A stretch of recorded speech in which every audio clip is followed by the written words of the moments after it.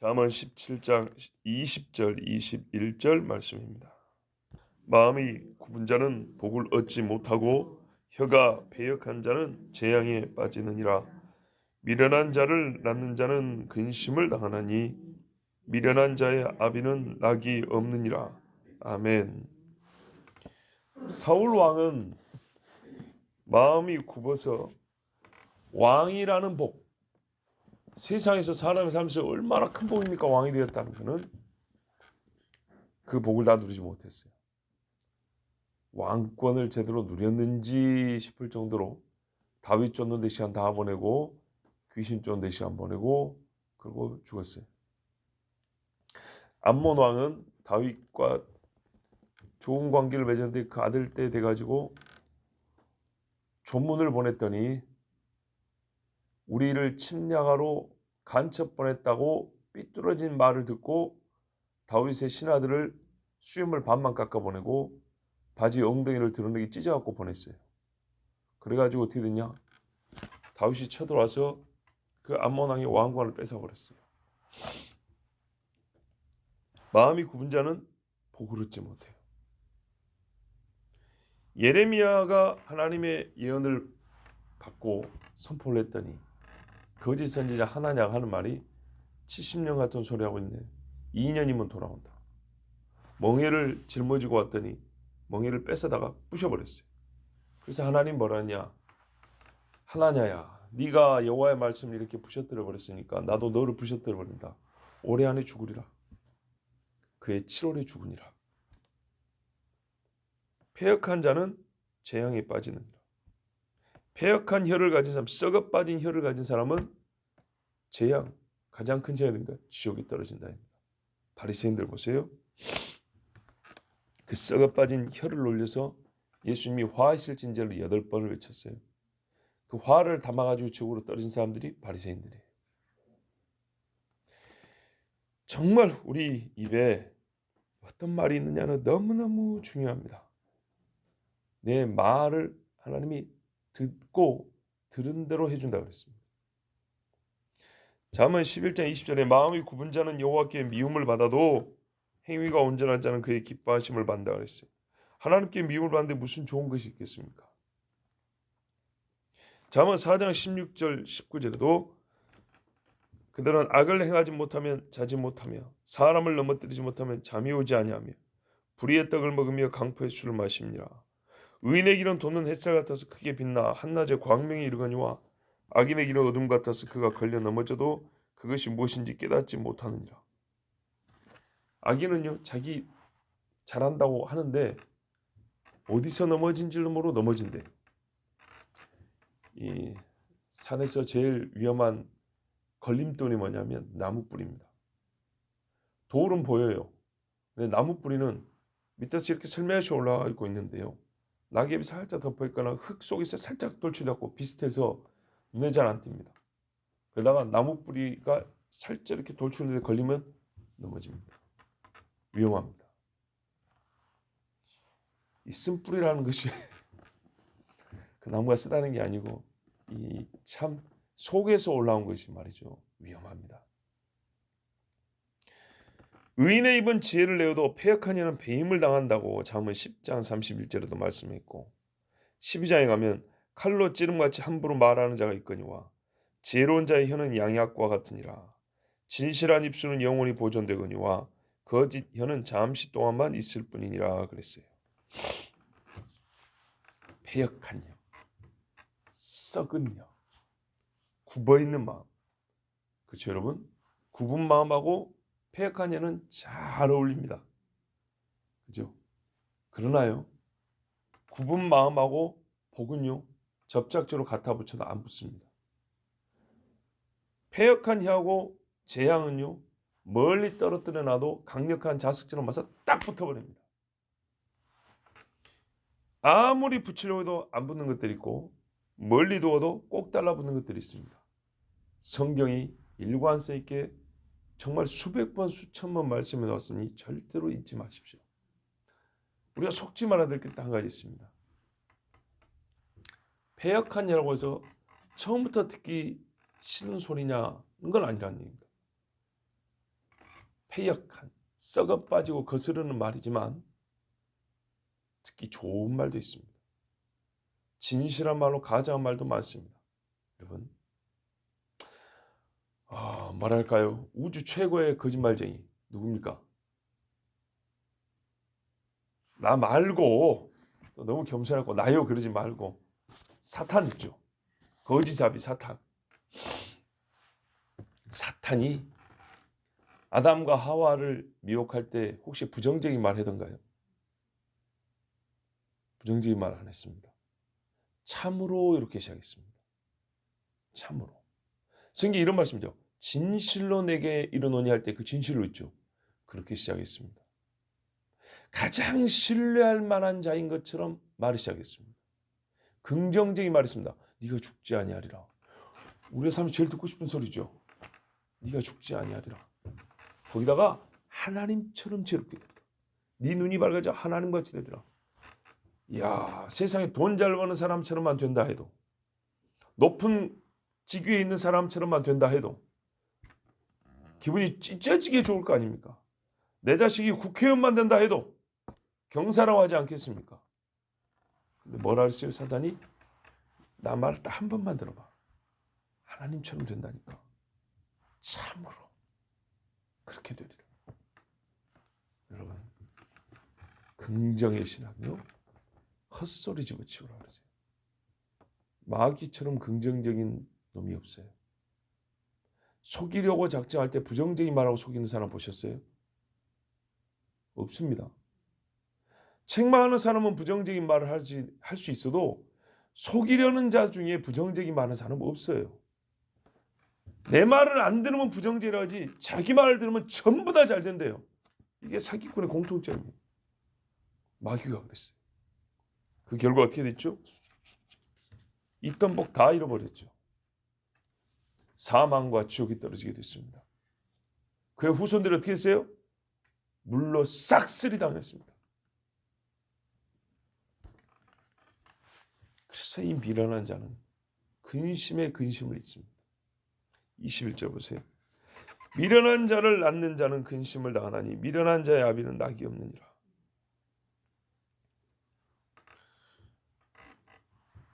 에서가 들을 뛰다니면서 고기를 요리해왔어요. 짐승을 잡아가지고. 이삭이 잘 먹었어요. 근데 성경에 보면 이삭이 에서를 큰아들이니까 이뻐하긴 했는데 에서를 통하여 얻는 기쁨이란 거는 고기입니다. 고기. 그죠? 우리 새끼 돈 잘 벌어서 모피코트 하나 딱 해오고 외제차 하나 딱 사고 보약도 최고로 좋은 걸 그냥 해오고 거기까지 좋죠. 그런데요, 햇사람의 딸을 취하여 이삭과 리브가의 근심이 되니라 그랬어요. 무슨 말입니까?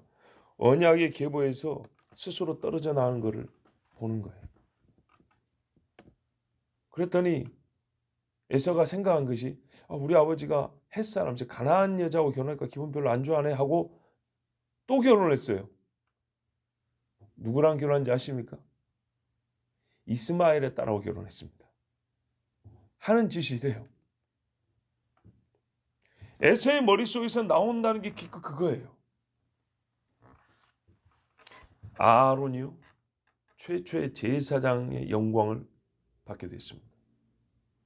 그런데 제사장 임직식을 하고 며칠 안 돼가지고 큰아들 둘째 아들이 나답과 아비후인데 하나님의 불에 타져 죽었습니다. 왜요? 불 가지고 장난질했거든요. 제단에 불을 가지고 향을 피워서 자기의 허물을 가리고 들어가라 했더니 다른 불을 가져갖고 붙여버렸다고. 제단의 불씨가 왜 중요하다고요?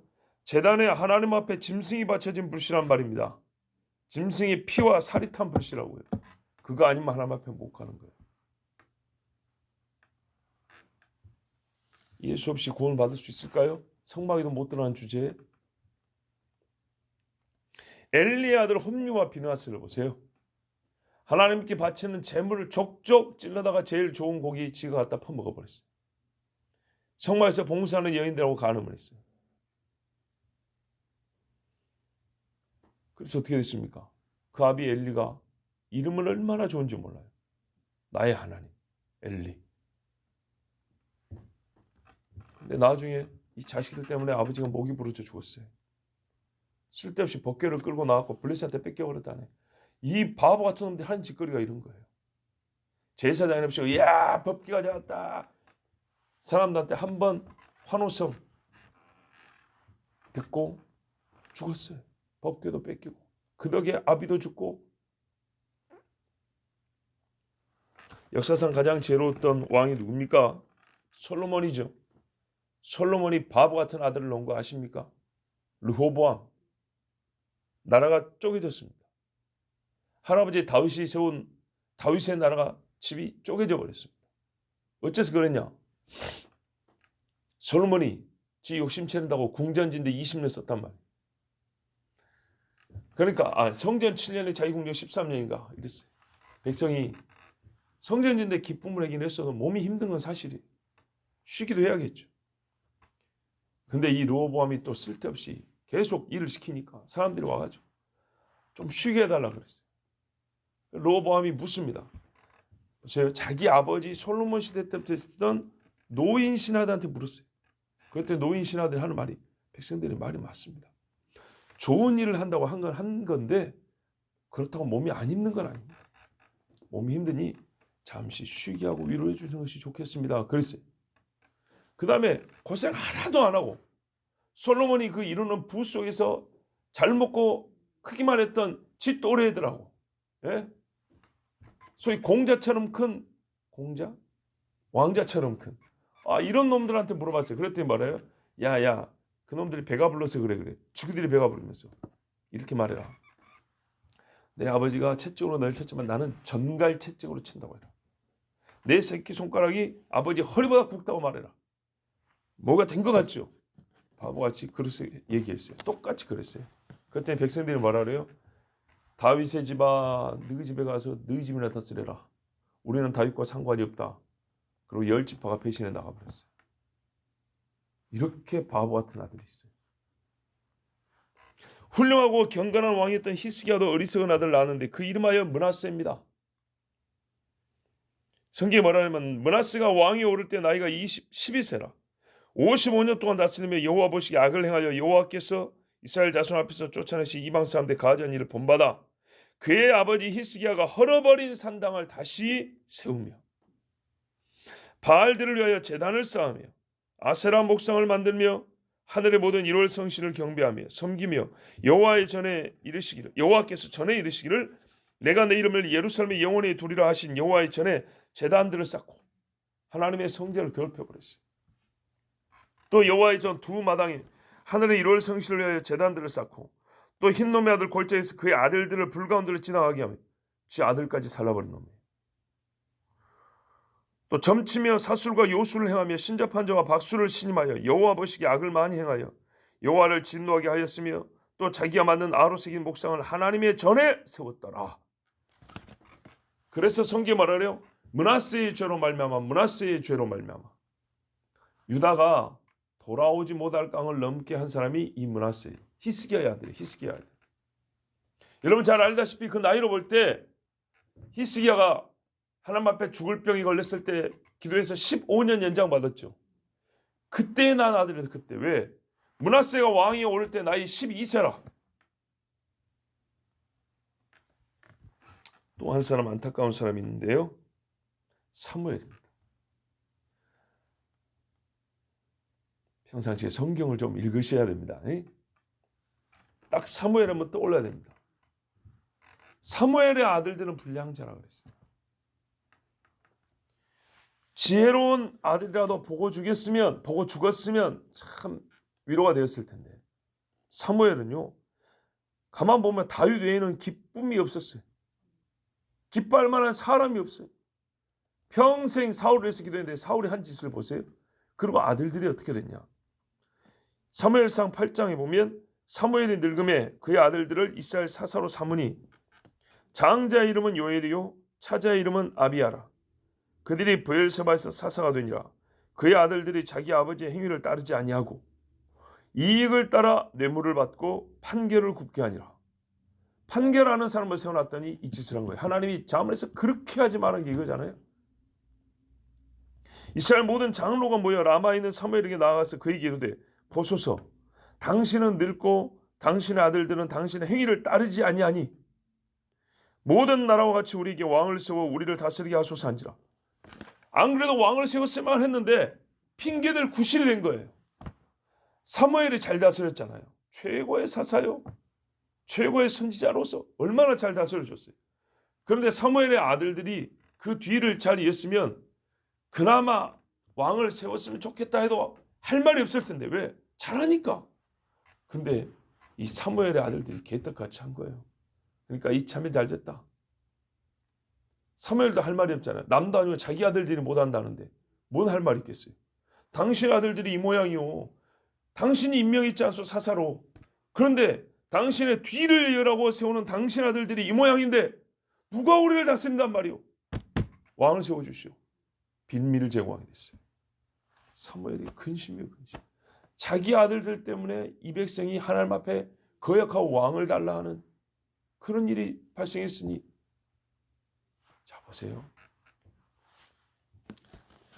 지금 제가 성경에서 오늘 21절 말씀에 예를 들어야 되는데 바보 같은 자의 어리석은 아들을 얘기한 적이 한 번도 없습니다.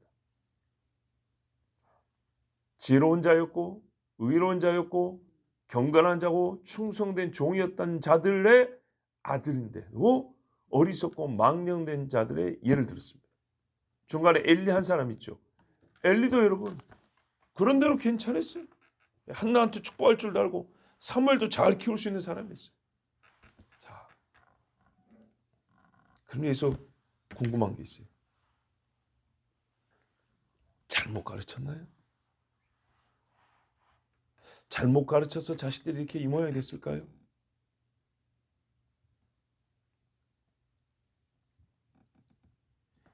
자기는 의롭지만 자기 자식을 의롭게 기르지 못한 사람 분명히 있습니다.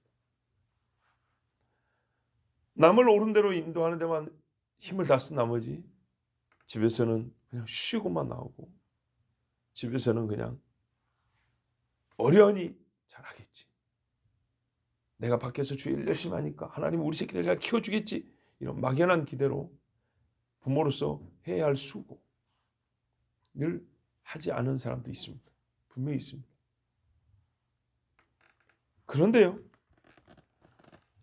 대부분은 또 그렇지 않습니다. 왜냐? 의로운 자의 눈에 자기 자식들의 허물이 보이거든요. 그거를 보고 무심히 넘기는 의로운 사람이 어디 있겠어요? 지혜로운 자 중에 자기 자식의 어리석음이 보이는데 그 어리석음을 내버려두는 지혜자가 어디 있겠어요? 그럼 바보지 어떻게 지혜자를 할 수 있겠습니까? 그렇죠. 그래서 대개는 지혜로운 자는 자기 자식의 어리석음을 알고 올바로 가르칩니다. 그럼에도 불구하고 자기 자식을 바로 가르치지 않는 지혜자요 의인도 있습니다. 있기는 있습니다. 자, 그렇다면 과연 지금 언급한 이 사람들이요 자기는 지혜롭지만 자식을 안 가르쳤나? 아니면 가르쳤는데도 불구하고 자식들이 이렇게 됐나? 그건 우리가 직접 안 봐서 잘은 모르겠지만 둘 중 어느 편에 분명히 속하긴 할 겁니다. 그랬을 때 안 가르쳤다는 것은 그 사람한테 책임이 있지만 가르쳤는데도 불구하고 왜 이 모양이 됐을까? 분명히 모범이 됐는데도 불구하고 왜 이렇게 됐을까 생각할 때 사람에게 영향을 미치는 일, 그거는 부모만 하는 것은 아니라는 것. 부모의 가르침과 모범 외에도 사람을 타락하게 하고 어리석게 만드는 수많은 사탄의 괴계와 수단들이 존재한다는 것. 에덴 동산에서 하나님이 날마다 아담을 불렀어요. 하나님 날마다 아담을 불렀고 불러서 가르쳐줬어요. 저 짐승에 대하여, 너희가 마시는 이 공기에 대하여 하나님과 이 아름답고 의로운 교제를 매일 했어요. 그런데도 불구하고 사탄이 들어와서 미혹을 합니다. 부모가 날마다 자식과 말씀을 나눠도 이것도 안 하면 진짜 큰일이지만요. 진짜 망치는 거지만 했는데도 불구하고 마귀가 들어올 수 있다는 걸 아셔야 됩니다. 그래서 부모님들에게 저도 자식을 키우지만 늘 하는 말이 그게 뭐라고요? 뭘 더해줄까만 생각하지 말고 못된 거 들어가 있는 걸 뺄 생각을 좀 하시라 그랬어요. 이 학원 저 학원 보면서 이것도 배우라 저것도 배우라 하지 말고 못된 거 배운 것을 집에 왔을 때 손 씻어라. 네 손에 묻은 병균을 제거해야 된다 한 것처럼 입 닦아라. 입속에 있는 세균을 죽여야 된다 한 것처럼 네 머릿속에 눈속으로 들어간 거 더러운 거 끄집어내라. 이걸 해야 된다 그랬어요. 속에다 깊게 감춰놓거든요. 엄마 아빠 잠잘 때 끄집어내 봅니다. 사람을 어리석게 만드는 것은 부모의 잘못만 있는 것이 아니고요. 사탄이 쓰는 수많은 무기들에 사람이 찔리고 베이고 묶일 때 어리석게 됩니다. 그러므로 항상 여호와의 말씀을 가르치면서도 기도를 해야 합니다. 내가 발견하지 못한 것들이 있어요. 하나님의 은혜의 방편들을 의지할 줄 알아야 됩니다. 마귀가 악하게 하는 수단만 있나요? 어리석게 만드는 도구만 있나요? 아니요. 하나님이 사람을 지혜롭게 만들기 위하여 사용하시는 도구와 방법들도 엄청 많아요. 그런데 그것은 너무 단편적으로만 생각해요. 예배 잘 들으면 되겠지라는 단편 한 가지만 생각을 해요. 아니에요. 엄청나게 많은 방법들이 있어요. 그리고 다양한 유익들이 있어요. 성경에는 잘 나왔습니다. 그 중에 최고는 항상 여호와의 말씀이 들리게 하는 거예요. 들리게. 이 일부터 우리는 시작해야 합니다. 자녀가 나이가 들었다고 이제 손을 떠났다고 이건 세상에 교육하게 하는 말입니다. 하나님의 말씀은 그렇지 않아요. 절대 그렇지 않아요. 만일 그럴 것 같으면 나이 먹고 회심한 사람은 없게요. 아니죠. 예. 평생 강도질한 사람도 회심합니다. 하나님의 말씀이 계속 들려지게 하는 일. 이거는 반드시 기본으로 있어야 되고 그 외에도 하나님이 주신 은혜의 방편들을 사용할 줄 알아야 돼요. 예. 그러고도 모든 것은 하나님의 손에 의탁하는 것이 옳습니다. 여러분 절대 어울리지 않는 것이 있고요. 아무리 떠나도 잘 붙는 것들이 있습니다. 굽은 마음과 복은 어울리지 않습니다. 패역한 혀는 재앙과 잘 붙습니다. 미련한 자는 자기 화를 스스로 삼게 됩니다. 꼭 기억하시고 오늘도 하나님 주신 복은 복대로 누리시고 저주와 화는 하나님 멀리 있게 하옵소서라고 간구하십시오. 그리고 우리 자녀들이 다 지혜로운 자들로 클 수 있기를 오늘도 하나님 앞에 기도하시고 간구하십시오. 하나님이 말씀대로 이루어 주십니다. 기도하겠습니다.